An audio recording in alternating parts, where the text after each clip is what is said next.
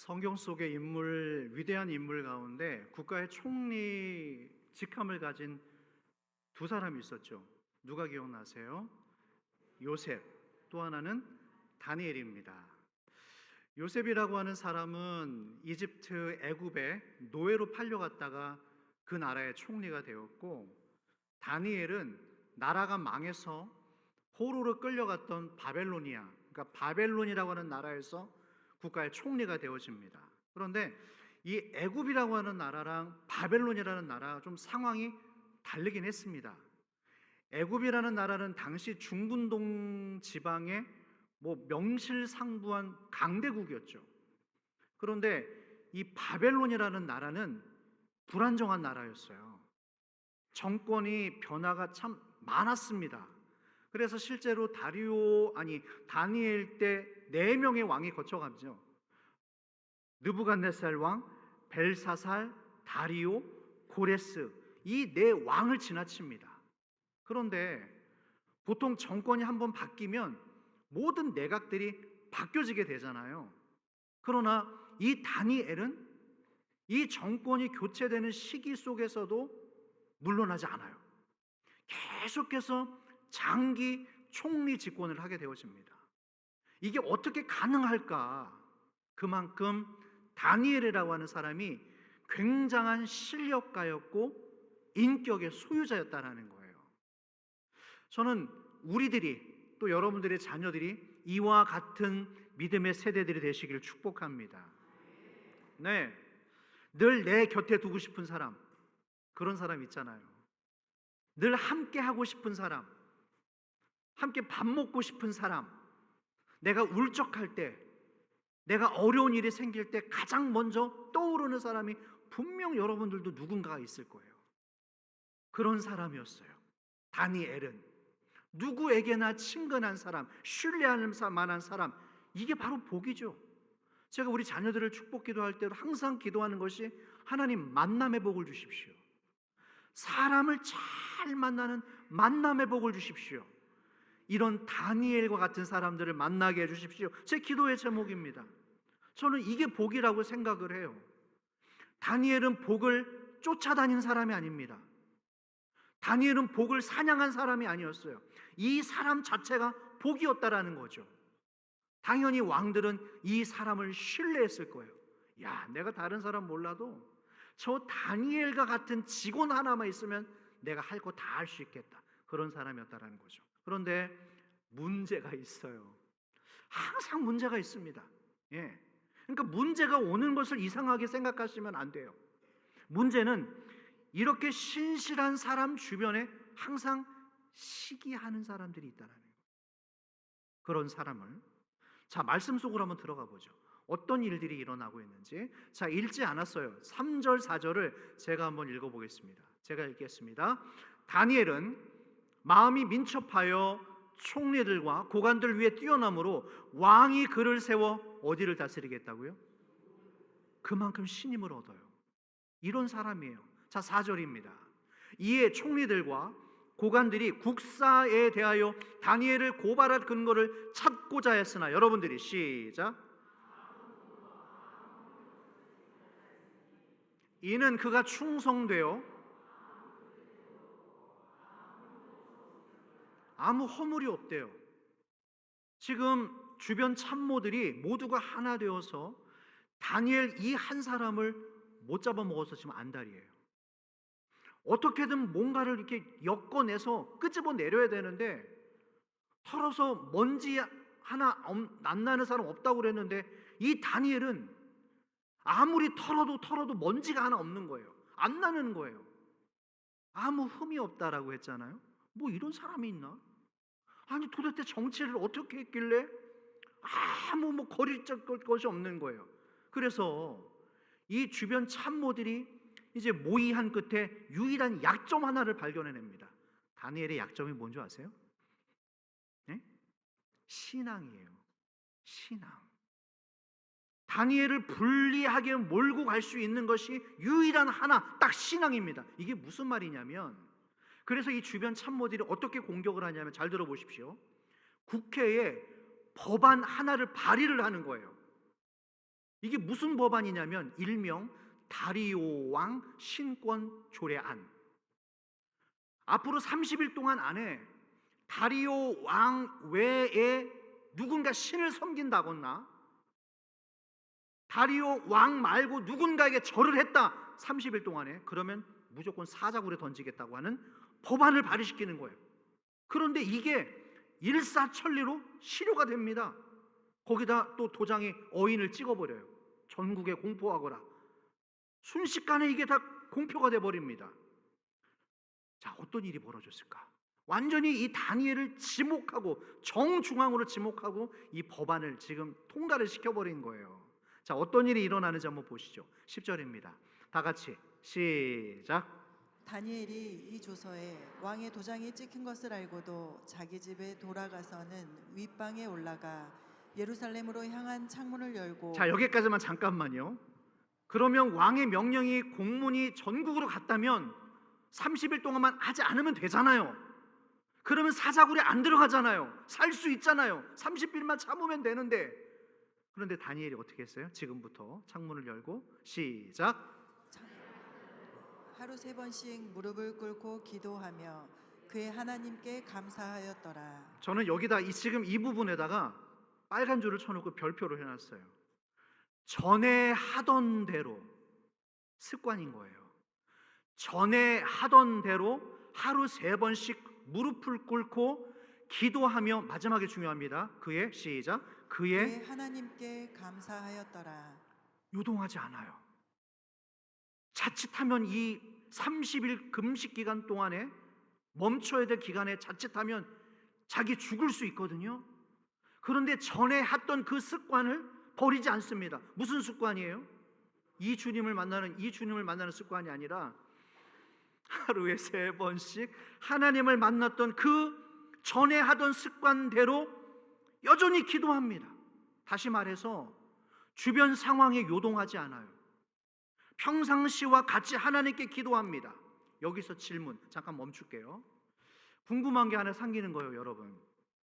이 법안이 발의되는 과정에서, 국회를 통과하는 과정에서 다니엘이 지금 총리입니다. 총리. 그래도 총리인데 몰랐겠어요? 이 법안이 지금 자기에게 올라오고 있는데 사인을 해야 되는데 이걸 몰랐겠습니까? 그러면 다니엘이 손쉽게 총리 권한으로 이 쿠데타 주동 세력자들 다 색출을 해내서 일벌백계 할 수 있어요. 죽일 수 있어요. 그런데 왜 침묵했냐라는 거예요. 저는 이게 너무 궁금하더라고요. 아니, 분명 알았을 건데, 잡을 수 있었을 건데 왜 침묵했는가 너무 궁금한 거예요. 그런데 이미 답이 나왔습니다, 여러분. 우리가 읽었던 곳에서 답이 나왔어요. 10절 아까 뭐라고 그랬죠? 우리 빨간 줄, 그가 전에 하던 대로. 여기서 잠깐, 전에 하던 대로 해서 실마리가 나와요. 이게 무슨 말이냐면, 왜 이 다니엘이 침묵했냐면, 오늘같이 사람들에게 모함받고 신앙 문제 때문에 어려움을 겪었던 일이 이전에 있었다 없었다? 있었다라는 거예요. 이게 처음이 아니에요. 자기 신앙 문제 때문에 누군가와 부딪혔던 것이 오늘이 처음이 아니었던 겁니다. 모함이 처음이 아니었던 거예요. 개의치 않는 겁니다. 당신들이 나를 모함하든지 나를 실족해 하든지 나는 상관없이 하루에 3번 전에 하던 대로 하나님 앞에 나아가서 무릎 꿇고 기도하면서 하나님께 마지막에 뭐 했다고요? 감사했다라는. 여러분, 이 왕궁 안이 안전했을까요? 그렇지 않았을 겁니다. 정치권 보십시오. 여러분, 정치권을 한번 보세요. 온갖 권무술수가 가득한 곳이죠. 어제의 고위 참모가 어느 날은 또 감옥에 가 있어. 그런데 감옥에 계셨던 분이 어느 정권에는 또 나아가서 무슨 장관하고 계시고, 저는 이거 헷갈려요. 도대체 뭐가 뭔지를. 청문회 때는 막 싸워요. 그러다가 청문회 끝나면 손잡고 나가세요. 형님 동생 하면서 식사하시면서. 저는 그 몇 분 소위 그 소수의 분들에게 궁금합니다. 과연 우리 서민들의 경제와 지금 우리 자영업자들의 고통을 이 사람들이 알고 있는가? 목숨 걸고 하는 이 자영업자들의 이 어려운 시기를 알고 있는가? 정치권은 명분 싸움이죠. 명분의 싸움입니다. 이게 정치의 한계예요. 다니엘은 국가의 총리로서 4명의 왕을 지나면서 이걸 몰랐겠습니까? 이 틈바구니 속에서도 다니엘은 완전히 분리가 된 사람이었어요. 그들이 흙탕물 속에 있든지 누군가를 모함하든지 상관없이 다니엘은 여전히 신실하게 하나님을 섬기면서 전에 하던 대로 그 습관대로 하나님 앞에 3번씩 예배하며 기도했다는 사람인 겁니다. 할렐루야. 이런 사람이 그 나라에 있었으니 얼마나 감사합니까? 저는 우리 교회 안에서 또는 우리 민족 안에서 이 다니엘과 같은 사람들이 고위공직자를 가서 이 나라가 새롭게 되어지는 은혜가 있기를 갈망합니다. 할렐루야. 저는 생각해요. 다니엘도 예전에는 한 번쯤 그런 일을 겪었지 않았을까? 어떤 일이냐면 다른 사람처럼 마찬가지로 가서 인맥 요구하고 도움 청하고 또 누군가랑 또 싸움도 좀 하고 성질도 내고 막 삐지기도 하고 여러 가지 인간적인 액션을 분명히 다니엘도 취해봤을 거라고 제 상상이에요. 상상. 그런데 그것을 하다 보니까 이 정치라는 것이 왕궁이 아니라는 것이 인간관계가 이게 아닌 거예요. 야, 내가 별의별 수를 다 해봤지만 결국에 사람이 나에게 등을 돌리는구나. 내 편이 아니구나. 내 마음 같지 않구나. 그래서 깨달은 결론이 뭐예요? 오직 하나님. 오직 하나님. 할렐루야. 여러분, 제가 토요일 새벽에 꿈을 꿨어요. 아주 그냥 이렇게 현몽한 꿈을 꿨습니다. 잘 들어보세요. 꿈을 꿨는데 제가 꿈에서도 제가 설교를 하고 있더라고요. 저는 천상 목사인가 봐. 저는 설교를 하고 있어요. 감사하죠. 제가 꿈에서 이상한 엉뚱한 짓 안 해가지고 막 어디 나라로 로켓타를 쏜다든가 그런 사람 아니었잖아요. 근데 우리 교회는 아니었어요. 어떤 큰 교회였는데 어린 아이들이 그냥 가득 모여 있어요. 제가 어린 아이들 앞에서 설교를 하는데 제 설교의 메시지의 중심이 뭐냐면 이제 여리고성 함락 작전이었던 것 같아요. 그 애들에게 제가 막 목 터져라 설교를 하는 거예요. 얘들아, 우리의 작전은 하나다. 단 하나, 하나님만 의지하는 거다. 이 메시지였어요. 꿈에서 하나님만 의지하는 거다. 너희들의 계획과 너희들의 학문과 너희들의 과거 경험, 지식을 다 버려버리고 하나님만 의지하자. 막 그렇게 외쳤던 거예요. 꿈에서. 꿈에서 다니엘이 오늘 그 작전을 씁니다. 하나님만 의지하겠습니다. 사람이 아니라 하나님만 바라보겠습니다. 요셉이 창세기에서 감옥에 gat히잖아요. 그때 술 맡은 관원장의 꿈을 해몽을 못 해가지고 막 번뇌에 빠졌을 때 요셉이 나타나서 요셉이 그 술 맡은 관원장의 꿈을 해몽을 해줍니다. 그때 둘이 약속 맺었죠. 어떤 약속? 당신이 복직하면 나 기억해달라고. 나 여기 억울하게 붙잡혀 있으니까 나 풀어달라고. 그런데 어떻게 했어요? 그 사람이 복직하고 잊어버리죠. 우리가 요셉이었다고 하면 생각해 보세요. 마지막 탈출구 그 하나, 술 맡은 관원장. 그 사람만 오매불망 바라보고 있었죠. 그 사람만 나를 구원하고 탈출시킬 수 있다. 그런데 그게 박살나버린 거예요. 사람의 기대했던 의지했던 것이 막 무너져 버리는 거예요. 하나님은 우리를 그렇게 몰고 가십니다. 이해되시겠어요? 아직도 우리가 깨닫지 못하고 사람에 대해서 인맥을 의지하려고 하고 누군가 어떤 내 세력을 형성해서 내 원하는 목적을 얻어내려고 하는 그것을 하나님이 박살내시는 거예요. 다니엘이 그것을 배우고 요셉이 그걸 배웁니다. 결국에 그래서 오직 하나님. 이 왕궁의 정치권 안에서 별의별 일을 다 겪으면서 다니엘이 깨달은 겁니다. 야, 사람에게는 소망이 없구나. 우리 인간에게는 한계가 있구나. 근본적 해결 방안은 사람이 아니라 하나님 손에 있구나. 할렐루야. 그래서 오늘도 이렇게 벌어지고 있는 음모 가운데에서도 여전히 하나님 앞에 가서 하루에 3번씩 무릎을 꿇고 기도하며 하나님 앞에 감사하고 있었던 거예요. 누구를 원망하거나 질책하지 않고 어려운 일이 와도 차분해요. 어쩌지 막 당황해하지 않아요. 하던 대로 하나님 앞으로 나아갑니다. 이게 바로 그의 습관이었다라는 거예요. 여러분 어떤 습관 가지고 계세요?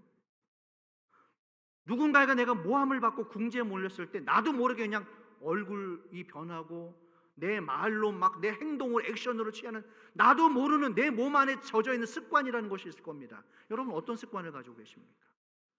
말할 것도 없겠죠. 우리 모두가 다. 다니엘은 이런 습관을 가지고 있었어요. 모함을 받을 때, 공격받을 때 기도의 자리로 가는 거예요. 하루에 3번 여전히 감사했다라는 거예요.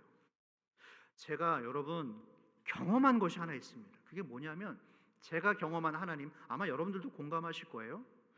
하나님은 무조건 임한열 목사 제 편은 아니에요. 저만 사랑하지 않으셔요. 우리 모두를 사랑하십니다. 할렐루야.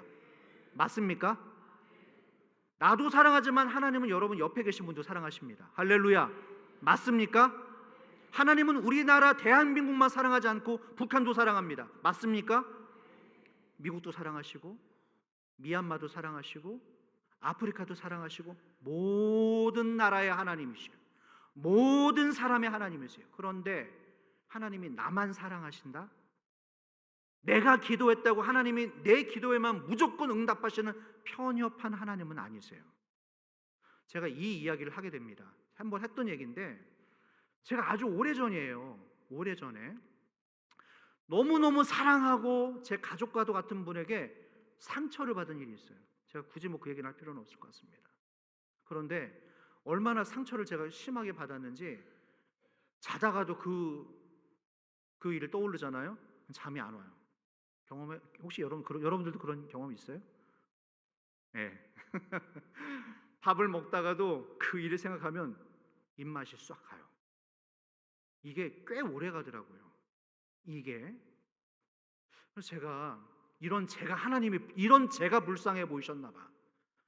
하나님께서 제게 물으시는 질문, 감동이 뭐냐면 하나님은 내가 어떤 상처를 받았고 하나님 그 사람이 저한테 이런 말을 했고요. 하나님 그 사람들이 저한테 이런 모함을 했고요. 죄송하지만 그거 관심 없어요. 내가 얼마나 큰 상처를 받았고 내가 얼마나 물질적인 손해를 받았는지 그거 하나님은 관심 없습니다. 하나님 우리에게 물으시는 건 단 하나. 그래서 지금 너는 어떤 사람이니? 제가 뒤에 망치를 맞았던 것 같았어요.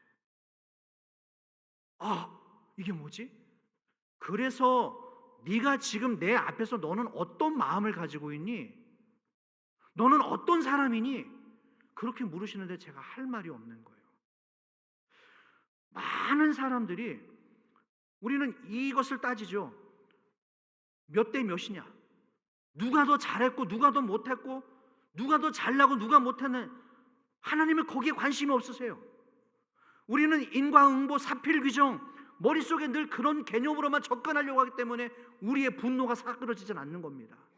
그래서 과거의 상처가 우리 안에서 해결되지를 않는 거예요.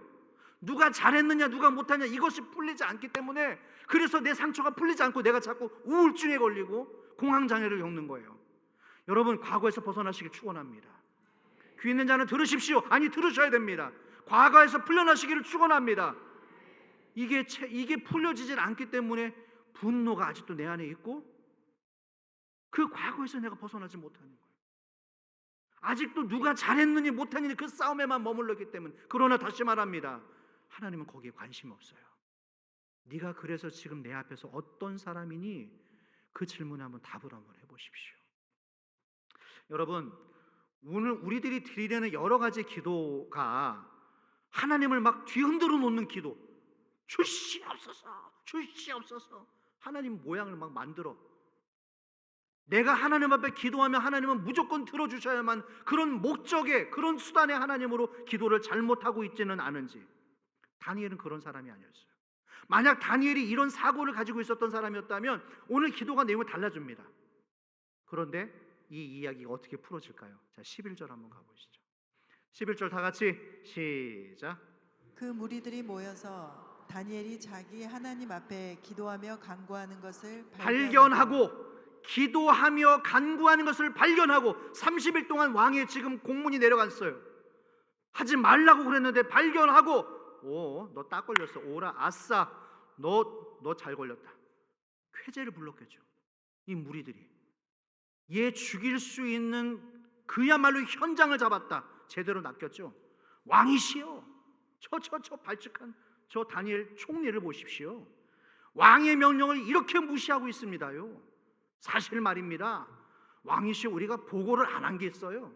그동안 말입니다. 말은 안 했지만 저 다니엘이 왕 앞에서는 그냥 그렇게 믿음 좋은 척하고 친절한 척하고 했지만 항상 왕 뒤에다 칼을 꽂을 그런 소식이 있습니다.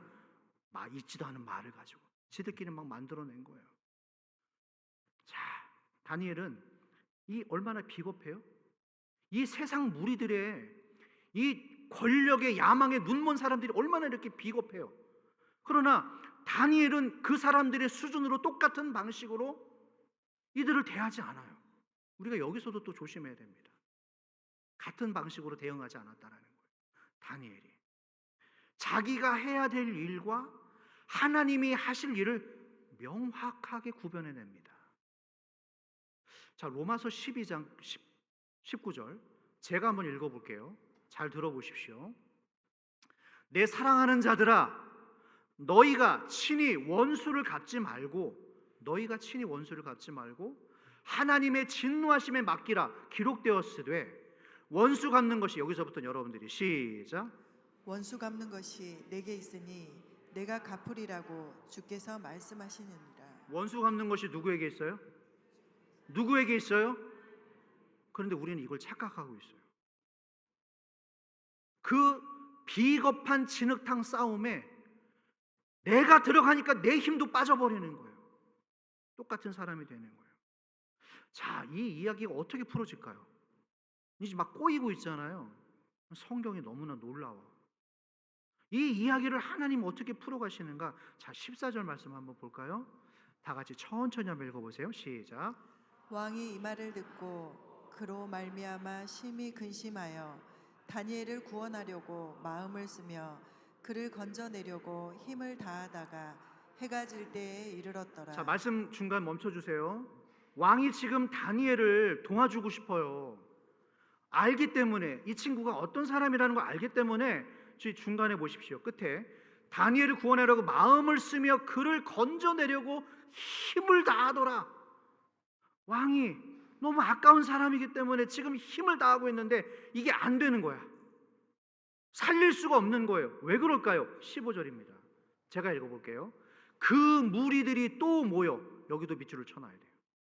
또 모였어. 이 못된 사람들이. 이 한 사람을 죽이기 위해서 그 무리들이 또 모여, 예수님을 죽일 때도 무리들이 모였습니다. 예수님의 사도들을 죽일 때도 무리들이 모였습니다. 다 그 악한 현장에는 한 사람이 아니라 무리들이 모여 있다는 것을 기억하십시오. 그래서 우리 교회 중보기도 팀, 중보기도 헌신자들이 있는 거예요. 여러분들이 기도 모임을 축복합니다. 자, 안 되는 거예요. 자, 띄워주십시오. 15절.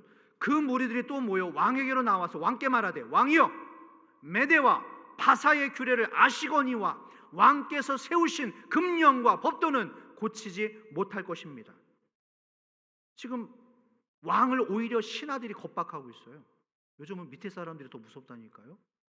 밑에 사람 눈치를 보고 있는 거예요. 왕이시여, 이거는 안 됩니다. 이게 바로 세상 인간관계의 본질입니다. 이게 바로 한계예요. 정말 자기가 내렸던 조서에 자기 말에 지금 자기 발이 묶여있기 때문에 다리오 왕이 어떻게 해주지를 못하는 거예요. 자, 이 이야기 또 여기서 어떻게 풀어져 갈까요? 다음 구절을 한번 보겠습니다. 제가 이 부분에 감동이 되었는데 16절이에요. 다 같이 시작. 이에 왕이 명령하매 다니엘을 끌어다가 사자굴에 던져 넣는지라. 왕이 다니엘에게 이르되 내가 항상 섬기는 너의 하나님이 너를 구원하시리라 하니라. 자, 여기서 우리가 두 가지를 살펴봐야 됩니다. 이 말씀에서 첫 번째는 이에 왕이 명령하며 다니엘을 끌어다가 어디에 넣었다고요?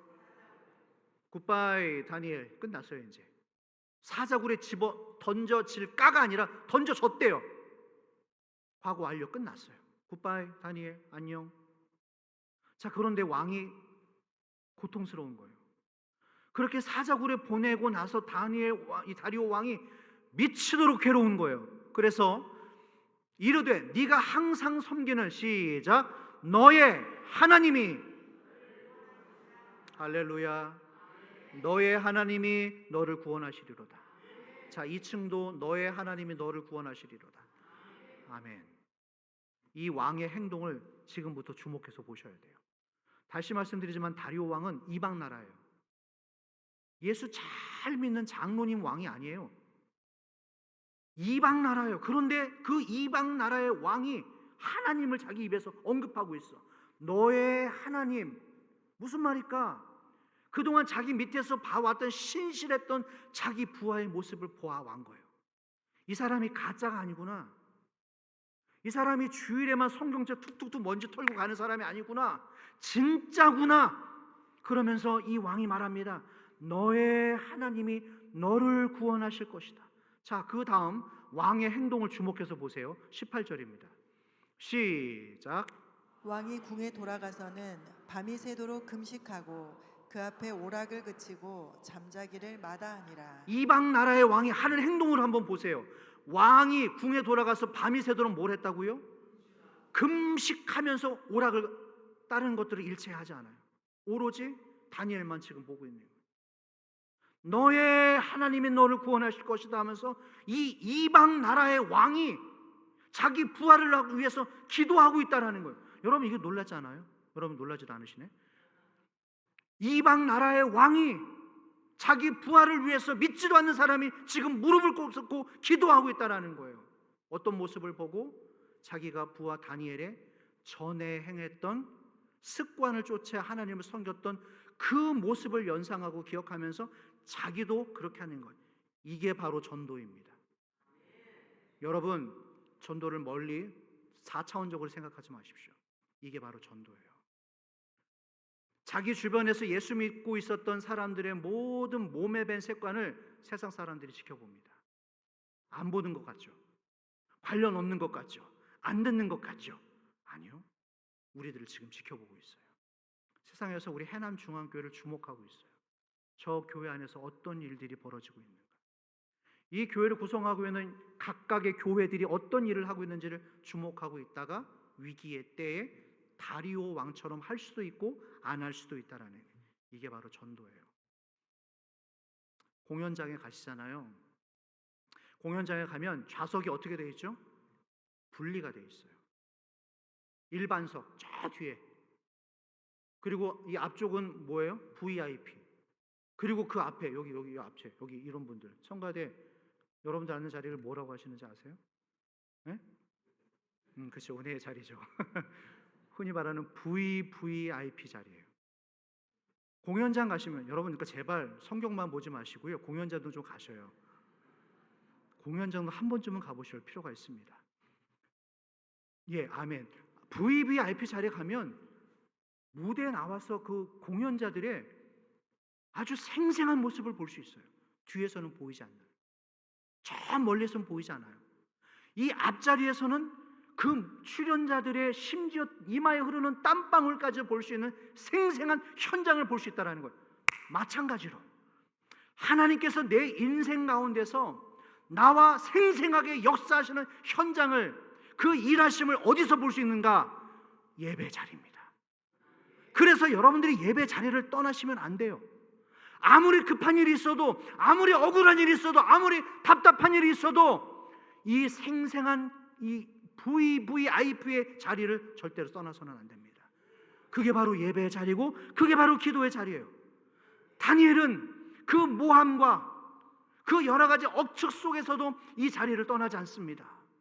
그 가운데서도 구차한 기도를 하지 않아요. 하나님 한 번만 살려주십시오.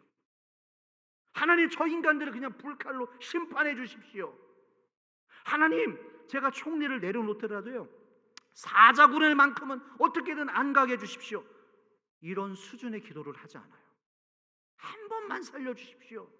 이런 기도를 드리지 않아요. 아까 10절 뭐 했다고요? 마지막에 그의 하나님께 저는 못할 것 같아요. 어떻게 이런 상황에서 감사할 수가 있죠? 어떻게 이런 상황에서 감사가 나올 수 있죠? 답은 하나, 이미 결말을 알고 있어요. 전에 하던 대로 하나님께서 그 수많은 시험과 도전 속에서 자기를 살려내고야 말았던 그 하나님의 역사를 완전히 믿었습니다. 비록 이번에도 저 사람들이 난리를 치고 내가 모함을 받고 우리 집에 우리 가게 이렇게 어려움이 찾아왔지만 하나님께서 지금까지 나를 살려주셨던 그 하나님이 이번에도 나를 살려주실 것이라고 하는 그 결말을 알고 있었기 때문에 전에 하던 대로 다니엘은 요동하지 않습니다. 하나님께 감사했다라는 거예요. 저는 이 다니엘의 신앙을 저와 여러분들이 우리 모두가 배울 수 있길 주의 이름으로 축원합니다. 결말을 알았다라는 거예요. 여러분들의 이 결말을 어떻게 기대합니까? 여기 계시는 노년에 계신 분들, 노년이 아니실지라도 우리 젊은 청년들, 여러 젊은 청소년들, 여러분들이 이후의 인생 결말을 어떻게 기대하고 계세요? 잘 되기를 축원합니다. 2002년 월드컵 언제 봐도 감동이죠. 한 골 먹을 때 그때 당시 한번 생각해 보세요. 하늘이 무너지는 줄 알았어요. 그렇죠? 심지어 어떤 분은 등을 돌아요. 내가 보면 우리나라가 진대. 이상한 징크스를 갖고 있대. 한 골 먹으면 막 불안했잖아요. 지금 볼까요? 불안해요? 오히려 막 즐기잖아요. 왜요? 결말을 알기 때문에. 우리나라가 2002년 어떻게 월드컵을 이길 거라는 걸 다 알기 때문에 하나도 두렵지 않아요. 불안하지 않아요. 다니엘이 그런 것입니다. 주변에서 원수들이 난리를 치지만 어려움에 찾아왔지만 전에 하던 대로 하나님 앞에 자기를 도와줬던 하나님을 기억하고 있는 거예요. 이전에 하나님을 기억해 보세요, 여러분. 지금까지 여러분들을 살려주시고 그때 어려운 때마다 은혜를 베풀으셨던 하나님의 은혜를 한번 떠올려 보세요. 자유로워지기를 축원합니다. 승리하시기를 주의 이름으로 축원합니다. 그래서 다니엘이 승리의 길을 걷죠. 다니엘, 지금 네 주변에 대적들이 사방에서 날뛰고 있지만 아니다. 네가 그들을 이길 것이다. 네가 그들을 이길 것이다. 내가 너를 도울 것이다. 에바다. 내가 너의 길을 열 것이다. 다니엘이 그래서 10절에 감사했다라는 거예요. 말씀 정리하겠습니다. 기도의 자리가 뭔가 다시 한번 우리 재구성을 해보죠. 주시옵소서. 내 안위, 내 성공, 내 봉급, 직함 올라가는 것, 그게 기도의 자리? 그게 기도의 목적일까요? 아니요. 우리 조금만 더 유연한 생각을 갖고 있어 보시죠. 기도란 먼저 내가 하나님 앞에 각오하는 자리입니다. 다시 한번, 기도란 내가 먼저 하나님 앞에 각오하는 자리입니다. 다니엘이 각오했죠. 왕이 먹는 음식과 포도주로 내 신앙을 더럽히지 않겠습니다 라고 하는 각오. 너 절하지 않으면 풀무불에 집어 던지고 말 거야. 그럼 애도 나는 하나님만 섬기겠습니다 라고 하는 각오. 주안의 여러분 어떤 각오를 가지고 살아가십니까? 돈 많이 벌리라, 성공하리라, 내가 이겨 먹으리라, 그런 각오예요? 아니요. 성경의 위대한 인물들도 각오했습니다. 어떤 이는 이렇게 말했죠. 이런 각오를 가졌죠. 하나님, 내가 죽으면 죽겠습니다. 어떤 이는 말했습니다. 하나님, 내게 주신 사명을 마치기 전까지는 내 생명을 귀하게, 조금 더 귀하게 여기지 않겠습니다. 또 어떤 이는 말했습니다. 하나님, 아버지의 생명책에서 내 이름이 지워지는 한이 있어도 저 사람들을 용서해 주십시오라고 하는 각오가 있었어요. 마지막, 예수님의 각오. 이 땅에 오실 때부터 죽을 각오를 하고 오셨어요. 여기 여러분 태어나면서 죽을 각오하시는 분 계세요? 죽을 각오로 봉사하시는 분 계세요? 죽을 각오로 교회 섬기는 분들 계세요? 하나님 나라 섬기는 분 계세요? 예수님은 우리를 위하여 죽을 각오를 하고 오셨어요. 죽을 준비를 하고 오셨어요. 사람들이 뺨을 때려요. 침을 뱉어요. 옷을 다 찢겨버려요. 온갖 갖은 조롱, 모욕을 받는 상황 속에서도 예수님은 내가 저들을 끝까지 사랑하겠다. 나의 뺨을 치고 나를 칼로 찔러대고 있는 저 사람들을 끝까지 사랑하겠다 라는 각오를 가집니다. 여러분, 이제 우리가 신앙의 새로운 각오를 다져야 됩니다. 교회 오래 다닌, 죄송하지만 그게 중요한 게 아니에요. 그래서 지금 여러분들이 어떤 사람이냐라는 거예요. 어느 자리에 와 있냐라는 것입니다. 예배 한번 드렸습니다. 수요 예배 왔습니다. 새벽 예배 왔습니다. 그것으로 만족하지 마십시오. 각오를 새롭게 하십시오. 내가 하나님 앞에서 내 남은 삶을 이와 같은 삶을 살겠습니다. 그 결단이 드려질 때 에바다, 이 다니엘과 같이 하나님께서 구별되어 쓰시는 귀하신 종들이 되시길 주의 이름으로 축원합니다. 축원합니다. 찬양하십시다. 주만 바라볼지라. 믿음으로 찬양하겠습니다.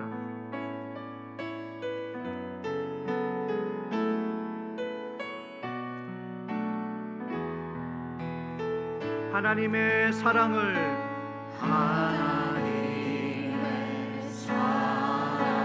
사모하는 자, 하나님의 평안을 바라보는 자, 너의 모든 것 창조하신 우리 주 너를 얼마나 사랑하시는지. 아멘. 하나님께 찬양과 경배하는 자, 하나님의 선하심을 닮아가는 자, 너의 모든 것 창조하신 우리 주 너를 자녀 삼으셨네. 다 같이 찬양합시다. 하나님 사랑의 눈으로 하나님